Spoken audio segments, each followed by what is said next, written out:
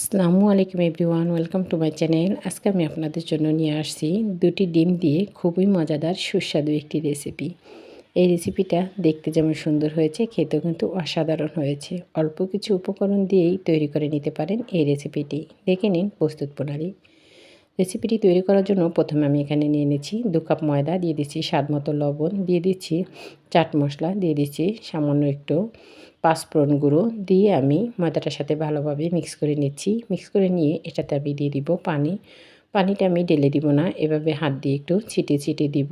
দিয়ে এটাকে ময়দাটার সাথে হাত দিয়ে এভাবে একটু ঘষে নিব, যাতে এটাতে ময়দাটাতে একটু দানা দানা হয়।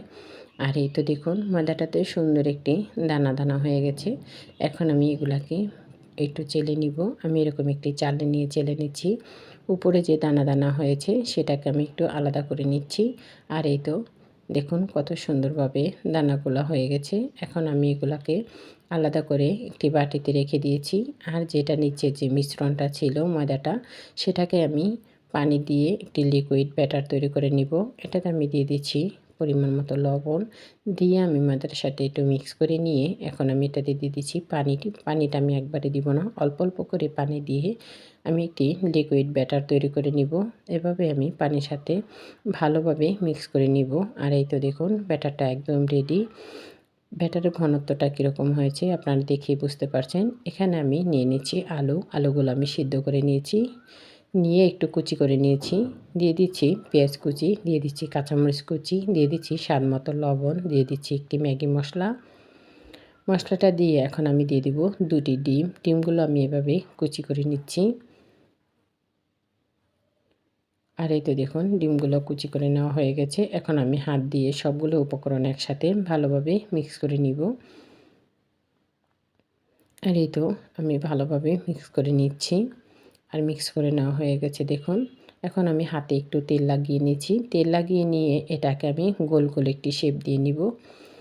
আর এই তো দেখুন আমি গোল গোল শেপ দিয়ে একটু চ্যাপ্টা করে নিচ্ছি। কাবাবের শেপ আমরা যেরকম দেই ওই ঠিক একইভাবে আমি এটাকে এরকম শেপ দিয়ে এখন আমি দিয়ে দিচ্ছি যে লিকুইড ব্যাটারটা রেডি করে রেখেছিলাম, সেই ব্যাটারটার ভিতরে দিয়ে এখন সেটা থেকে আমি দিয়ে দিচ্ছি যে দানাগুলো আমি রেডি করে রেখেছিলাম ময়দা থেকে, সেগুলোর ভিতরে দিয়ে দিচ্ছি দেখুন।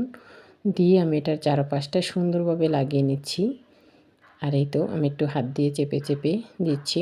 এভাবে আমি সবগুলো বানিয়ে নিব। আর এই তো দেখুন আমি সবগুলো বানিয়ে নিয়েছি। এখন আমি চুলায় দিয়ে দিচ্ছি পরিমাণ মতো তেল। তেলটা যখন গরম হয়ে আসবে তখন আমি এগুলাকে ভেজে নিব। আর এই তো তেলটা পুরোপুরি গরম আছে, আপনারা দেখেই বুঝতে পারছেন। তেল গরম থাকা অবস্থায় এগুলা ভেজে নিতে হবে, অল্প আঁচে দেওয়া যাবে না। আর এই তো দেখুন একটা পাট হালকা হয়ে আসছে, এখন আমি একটু উল্টিয়ে নিচ্ছি। এভাবে 2-3 বার করে আমি এপিট ওপিট করে উল্টিয়ে নিব যতক্ষণ না পর্যন্ত এগুলো সুন্দর একটা কালার চলে আসে।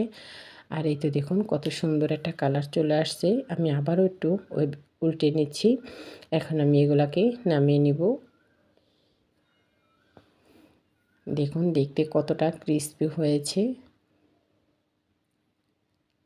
এটা দেখতে যেমন সুন্দর হয়েছে, খেতেও কিন্তু দারুণ হয়েছে।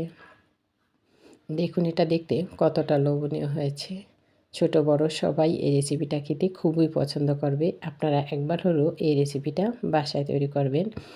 দেখুন আমি একটু ভেঙে দেখাচ্ছি এটা কতটা লোভনীয় হয়েছে আর কতটা ক্রিসপি হয়েছে, আপনারা দেখেই বুঝতে পারছেন। এটা খেতে কিন্তু অসাধারণ ছিল।